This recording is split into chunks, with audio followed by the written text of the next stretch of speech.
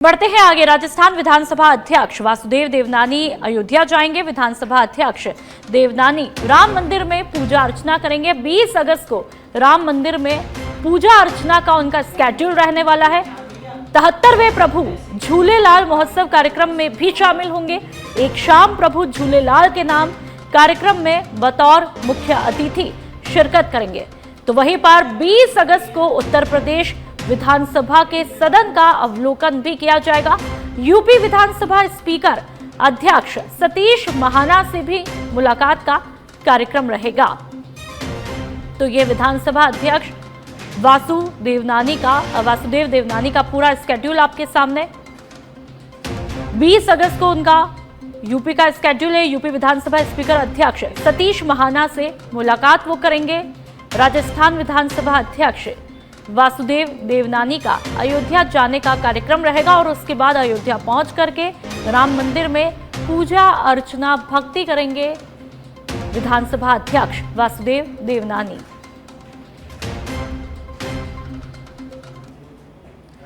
राजस्थान की उप मुख्यमंत्री दिया कुमारी ने कुंभलगढ़ विधानसभा क्षेत्र के भोपजी की भागल गांव स्थित आंगनबाड़ी केंद्र का निरीक्षण किया। इस दौरान उन्होंने बच्चों से आत्मीय बातचीत करते हुए उनके पोषण, शिक्षा और खेलकूद से जुड़ी गतिविधियों का बारीकी से अवलोकन किया।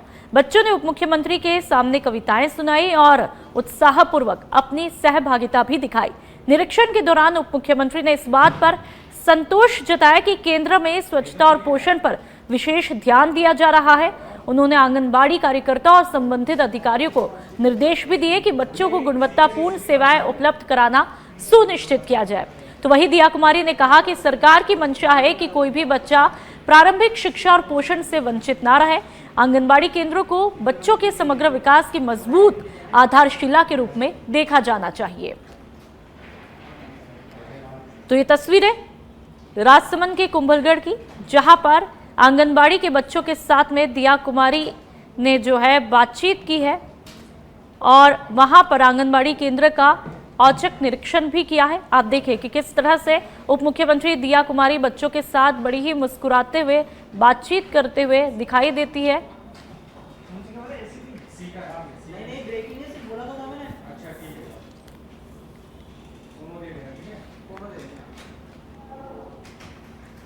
और अब खबर जैसलमेर से, जहां पर नोखा गांव में स्थित मोक्षधाम में आज एक विशेष सफाई अभियान चलाया गया, जिसमें ग्रामीण युवाओं और महिलाओं ने बढ़ चढ़कर भाग लिया। वर्षों से उपेक्षित स्थिति में पड़े इस मोक्ष धाम में जंगली पौधों और झाड़ियों की कटाई करके परिसर को स्वच्छ और व्यवस्थित रूप दिया गया। सफाई अभियान के साथ ही ग्रामवासियों ने 100 से ज्यादा पौधे लगाकर वृक्षारोपण भी किया, जिससे ये स्थान न केवल साफ सुथरा बल्कि पर्यावरण की दृष्टि से भी समृद्ध बने। मोक्षधाम सीनियर विद्यालय के पास में स्थित है।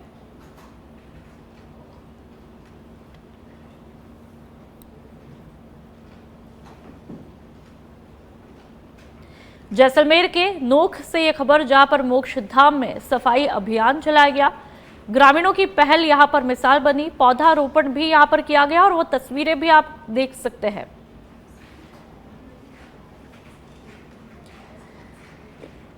और इस वक्त की बड़ी खबर आपको बता दें कि दांतारामगढ़ में एसीबी ने बड़ी कार्रवाई को अंजाम दिया। एसीबी ने पटवारी अनिल कुमार को ट्रैप किया है। 3000 रुपए की रिश्वत लेते धर दबोचा। नामांकन खोलने की एवज में ये घूस मांगी गई थी। डीआईजी के निर्देश पर एएसपी ने कार्रवाई को अंजाम दिया। तो एसीबी की कार्रवाई जो है वो देखने को मिली है। 3000 रुपए की घूस लेते हुए रिश्वतखोरी को धर दबोचा। नामांकन खोलने की एवज में ये घूस मांगी थी, जिसके बाद एसीबी ने इस कार्रवाई को अंजाम दिया। डीआईजी के निर्देश पर एएसपी ने कार्रवाई को अंजाम दिया है और ये कार्रवाई दांतारामगढ़ में की जा रही है। एसीबी ने पटवारी अनिल कुमार को ट्रैप कर लिया है, जो कि घूस मांग रहा था और इसी के चलते एसीबी ने धर दबोचा। 3000 रुपए की रिश्वत लेते धर दबोचा गया है, जिसके बाद इससे पहले डीआईजी ने एक निर्देश दिया और उसके बाद में ही ये कार्रवाई की गई है। तो बड़ी खबर एसीबी की लगातार हम देख रहे हैं कि एक के बाद एक कार्रवाई सामने आ रही है। और अब दांतारामगढ़ में ये कार्रवाई, जहां पर पटवारी अनिल कुमार को ट्रैप किया गया है। 3,000 रुपए की घूस लेते हुए ट्रैप किया।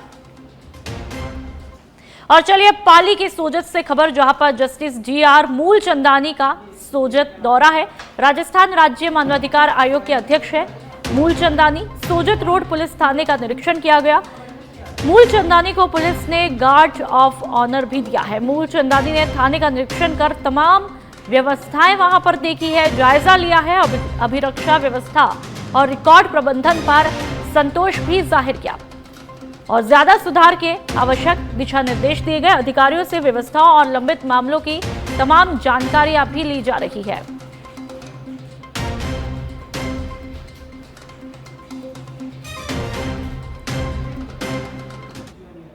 बढ़ते हैं आगे। बांसवाड़ा जिला अस्पताल प्रशासन की लापरवाही एक बार फिर से उजागर हुई है। अस्पताल में बिजली भार कम करने और खर्च बचाने के लिए करोड़ों की लागत से लाई गई सोलर प्लेटें पिछले 2 माह से खुले आसमान तले पड़ी है, जो कि धूल और बारिश का पानी झेल रही है। तस्वीरों में भी आप देख सकते हैं। अस्पताल का हर माह करीब 8 लाख रुपए का बिजली बिल और लाखों का डीजल खर्च होता है। लेकिन हालात ये हो चुके हैं कि सोलर प्लेटें लाने के बाद ठेकेदार गायब ही हो गए और जिम्मेदार अधिकारी भी मौन बैठे हैं। जिला अस्पताल के PMO डॉक्टर दिनेश माहेश्वरी का कहना है कि ठेका लाने वाला अब तक काम शुरू करने ही नहीं आया। नतीजा ये हुआ कि करोड़ों रुपए की परियोजना लापरवाही की भेंट चढ़ती जा रही है। सर, जिला अस्पताल का कम से कम 8 लाख के आसपास मंथली बिल आता है और 60-70 हज़ार करीब डीजल का खर्च होता है जो हर महीने। इसके अलावा मेंटेनेंस का भी जनरेटर का खर्च हो जाता है 30-40 हज़ार मंथली एवरेज ईयरली। तो और ये सोलर प्लेटें कम से कम 2 महीने से पड़ी हुई है, जिनका ये कह के गए थे कि हम आके लगा देंगे, तो अभी तक कोई आया नहीं है। ये सर गवर्नमेंट ने ठेका दिया है किसी कंपनी का, वो कंपनी आएगी और वो लगाएगी। कंपनी वाले आए थे, वो कह रहे थे आप हैंडेड ओवर कर लो, तो मैंने ये कहा कि जब तक नहीं लगेगा हम सामान की रखवाली नहीं करेंगे, आपको आके तुरंत लगा। बांसवाड़ा जिले का ये सबसे बड़ा जिला अस्पताल है और जिला अस्पताल का ये मातृ एवं शिशु स्वास्थ्य विभाग का वार्ड है। सामने और आगे ये रखी हुई सोलर की जो प्लेटें हैं, इन प्लेटें के अंदर में करीब लाखों करोड़ों रुपए का खर्च आया है, इसलिए कि ताकि केंद्र और राज्य सरकार की ये मंशा है कि जो लाइट का बिल आ सकता है उस पर कहीं ना कहीं कमी ला सकती है। जो पैसे बचते हैं उनको स्वास्थ्य सेवाओं में लगा सकते हैं। लेकिन यहाँ पर लापरवाही किस कदर है, इसकी तस्वीर हम दिखाने की पूरी यहाँ पर प्रयास आपको करेंगे।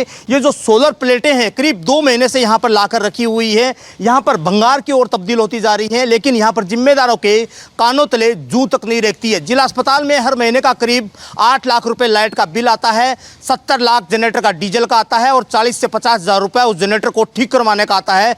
ताकि इन चीज़ों से बचाया जा सके, इसके लिए यहाँ पर है सरकार ने सोलर के लिए जो प्लेटें भेजी गई थी। लेकिन ये जो सोलर प्लेटें हैं पिछले 2 माह से यहाँ पर है वो रखी हुई हैं, ना तो इनको लगाया गया है। अगर ये समय रहते इनको अगर लगा दिया होता तो शायद आज जिला अस्पताल को 20 से 30 लाख रुपए का फायदा हो जाता। बारिश का मौसम है, ऐसे के अंदर में इन प्लेटों की हालात है वो लगातार बिगड़ती जा रही है। जिला अस्पताल के जो जिम्मेदार है PMO, उनका कहना है कि ये किसी ठेकेदार ने यहाँ पर ला के रखी गई है। किस ठेकेदार का ठेका हुआ है, कितना यहाँ पर इस पर खर्च आया है, इसका किसी को अभी तक कोई नॉलेज नहीं है। ना ठेकेदार ने इनको संपर्क किया गया है, ना ही जिला अस्पताल के जिम्मेदारों ने उस ठेकेदार से संपर्क किया गया है। लेकिन अब जैसे ही मीडिया की टीम ने इसको अवगत करवाया है तो इसके बाद के अंदर में वो कह रहे हैं कि हम लेटर लिखेंगे। अब देखना यही है कि इस लापरवाही को कितना जल्दी जो जिम्मेदार अधिकारी हैं उसको यहाँ पर इस लापरवाही को कहीं ना कहीं ठीक करते हैं और इस जिला अस्पताल में आने वाले लाखों के बिल है उसको यहाँ पर है कहीं ना कहीं एक प्रकार से है सहूलियत किया जाए, बचाव किया जाए, ताकि उन पैसों का सदुपयोग इस जिला अस्पताल के अन्य कामों में लिया जा सकता है। कैमरा पर्सन के साथ केंद्र में सच बेधड़क के लिए किशन सेन, बांसवाड़ा। और चलिए अब खबर झुंझुनू से, जहां पर RAC कांस्टेबल पति ने पत्नी पर धारदार हथियार से हमला किया है। वारदात के बाद पति ने भी ट्रेन के आगे कूदकर आत्महत्या कर ली। RAC कांस्टेबल राजकुमार कांटीवाल इंटाली का रहने वाला है, तो वहीं गंभीर घायल कविता LDC बताई जा रही है। गंभीर घायल महिला को BTK अस्पताल से जयपुर रेफर किया है। पति पत्नी दोनों किसान कॉलोनी स्थित किराए के मकान में रहते थे। गृह कलेश के चलते ये वारदात बताई जा रही है। कोतवाली पुलिस ने मामले की जांच शुरू कर दी है। आज सुबह सर रेलवे स्टेशन मास्टर ने सूचना दी कि चिड़ावा और नारी के बीच में एक व्यक्ति ट्रेन के आगे घटने से मृत्यु हो गई, जिसकी ट्रेन में लेकर के रतन शहर आए। वहाँ पहुंचे, मौके पता किया तो वो डेड बॉडी राजकुमार है, जो RAC बीकानेर में पोस्टेड है, इंडाली का रहने वाला उसकी थी। तो उसको पोस्टमार्टम कराने के लिए यहाँ मोर्चरी में लेके आए, क्योंकि ये घटना चिड़ावा थाना क्षेत्र में हुई है। तो वहाँ के IU आया हुआ है, उसकी पोस्ट। जहां पर अंबापुरा थाना क्षेत्र में उर्वरक की किल्लत और तय दर से ज्यादा कीमत वसूलने को लेकर किसानों का वहां पर गुस्सा फूट पड़ा। नाराज किसानों ने तहसील कार्यालय पहुंचकर जोरदार विरोध प्रदर्शन किया और मुख्यमंत्री के नाम ज्ञापन सौंपा, जिसमें उन्होंने समय पर पर्याप्त मात्रा में खाद उपलब्ध कराने की मांग की है। किसानों का आरोप है कि क्षेत्र के कई खाद विक्रेता स्टॉक छुपा करके कालाबाजारी करते हैं और खाद को ब्लैक में ऊंची कीमतों पर बेचते हैं। तो वहीं तय सरकारी दर के बजाय महंगे दामों पर खाद की बिक्री से किसान बुरी तरह से परेशान है। किसानों ने चेतावनी तक दे डाली कि यदि जल्द ही उचित दर पर खाद की उपलब्धता सुनिश्चित नहीं करवाई तो वे आंदोलन को और भी ज्यादा उग्र करेंगे। तो खाद को लेकर के किसानों का उग्र आंदोलन, तस्वीरें सीधा बांसवाड़ा से आप देख सकते हैं। अंबापुरा क्षेत्र में यूरिया खाद न मिलने पर तहसीलदार महोदय को ज्ञापन दिया गया, जिसमें किसान लोग लंबे समय से यूरिया खाद न मिलने पर परेशानी का सामना कर रहे हैं, क्योंकि समय पर खाद न मिलने पर कहीं न कहीं फसल मुरझा जा रही है और कहीं न कहीं फसल की उत्पत्ति अच्छी नहीं होगी। उसको लेकर के किसानों ने लंबे समय से जो परेशान हो रहे हैं, उन्होंने खाद के लिए तहसीलदार महोदय को ज्ञापन दिया गया और उसमें समस्त किसान लोग मिलकर के एवं जनप्रतिनिधि और युवा शक्ति सभी ने मिलकर के सहयोग किया। में हमारे अंबापुरा के लोग 4 बजे उठ करके किसान भटक रहे हैं, जिसको लेकर के तहसील कार्यालय अंबापुरा में एक छोटी सी मीटिंग रखी है। इसमें तय किया गया है यदि खाद सरकार नहीं देती है, व्यापारी नहीं लाते हैं, तो इसके लिए बड़े स्तर पर आंदोलन किया जाएगा। और आज एग्रीकल्चर ऑफिसर से भी बात हो गई है, अभी कलेक्टर साहब को ज्ञापन देंगे, तहसीलदार को ज्ञापन देंगे। और अब खबर नागौर से, जहां पर मेड़ता सिटी के जारोड़ा गांव में किसान आत्महत्या करने के लिए पानी की टंकी पर चढ़ गया। बता दें कि किसान के खेत में आवारा गोवंश फसल को नुकसान पहुंचा रहे थे, जिससे आहत होकर किसान ने यह कदम उठाया है। फिलहाल पुलिस और ग्रामीण किसानों से समझाइश की कोशिश कर रहे हैं।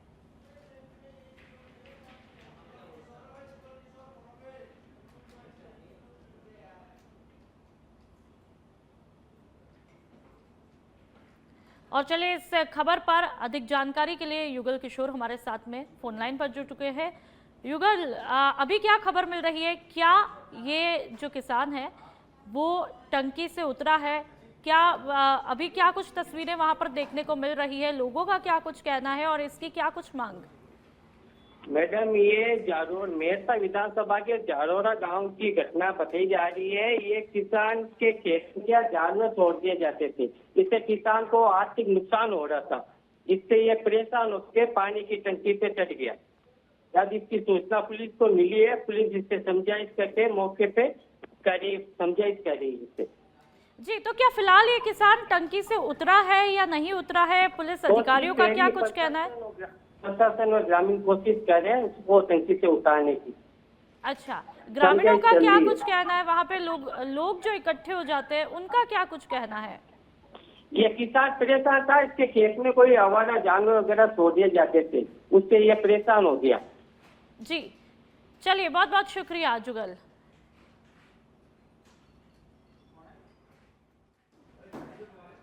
तो चलिए आपको हम बता देते हैं कि जो ये किसान है वो अभी फिलहाल पानी की टंकी से नीचे नहीं उतरा है, पानी की टंकी पर ही चढ़ा हुआ है। वहाँ पे लोग जो है किसान को समझाने की कोशिश कर रहे हैं। और चलिए फलौदी से खबर, जहां पर विद्युत कटौती इस भीषण गर्मी और उमस में लोगों की बड़ी समस्या बनकर सामने आ रही है। विद्युत विभाग की कार्यप्रणाली से नाराज लोगों ने डिस्कॉम कार्यालय पहुंचकर गुस्सा भी जताया। डिस्कॉम अधिकारी को ज्ञापन सौंपा और समाधान करने की मांग की है। फलौदी की ये तस्वीरें, जहां पर अभी राजस्थान में हम देख रहे हैं कि बिजली को लेकर के जो मुद्दा है वो पूरी तरह से गरमाया हुआ है। विद्युत कटौती को लेकर फलौदी के लोग परेशान हैं, डिस्कॉम कार्यालय पहुंचते हैं और वहां पर ज्ञापन सौंपते हैं। और अब टोंक के उनियारा से खबर, जहां पर गर्भवती नील गाय की हत्या का मामला सामने आया है। पलाई क्षेत्र में शिकारियों ने नील गाय की हत्या कर दी। गाय के गर्भ में 2 बच्चे भी पल रहे थे। मृत अवस्था में ये मिले हैं और सूचना मिलते ही ग्रामीण मौके पर पहुंच जाते हैं। घटना के बाद ग्रामीणों में गुस्सा है। ग्रामीणों ने पुलिस के प्रति नाराजगी जताई है। तो टोंक में गर्भवती नील गाय की मौत का मामला सामने आया है। 2 बच्चे भी गाय के गर्भ में थे और अब तीनों की मौत का मामला सामने, जिसके बाद वहां पर लोगों में गुस्सा है। अलवर में बाबू सुभाराम राजकीय कला महाविद्यालय में माहौल गर्मा चुका है, जबकि करीब 200 छात्रों ने डॉक्टर भीमराव अंबेडकर की खंडित प्रतिमा के विरोध में जोरदार प्रदर्शन किया। छात्रों का आरोप है कि कॉलेज परिसर में लगी अंबेडकर जी की प्रतिमा पिछले 1 साल से टूटी हुई है। बीच बीच में दरारें आने से अब यह खंडित होकर गिरने की स्थिति में पहुंच चुकी है। पूर्व छात्र संघ अध्यक्ष सुदीप डिगवाल ने अपने खून से प्रतिमा के नीचे जय भीम लिखकर विरोध दर्ज करवाया। तो वही छात्रों की मांग है कि अब इस खंडित प्रतिमा की जगह अष्ट धातु की नई प्रतिमा लगाई जाए। उनका कहना है कि अगर कॉलेज प्रशासन और शासन प्रशासन ने जल्द ही नई प्रतिमा स्थापित नहीं की तो गांव-गांव से युवा आकर बड़ा आंदोलन करेंगे।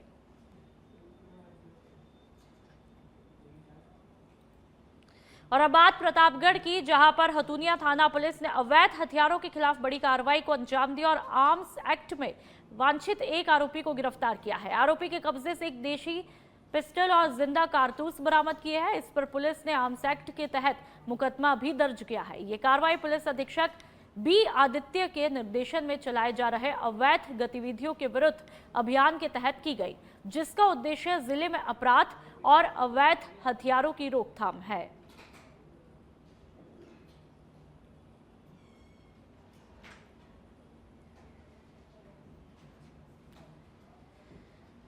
बढ़ते हैं आगे। बयाना कस्बे के गांधी चौक से उषा मंदिर रोड पर बड़ा हादसा होते होते टला है। तेज रफ्तार कार ने कृषि विभाग कार्यालय के सामने लगे ट्रांसफार्मर पोल को जोरदार टक्कर मारी। प्रत्यक्षदर्शियों के मुताबिक कार तेजी से लहराते हुए गांधी चौक से उषा मंदिर की तरफ जा रही थी।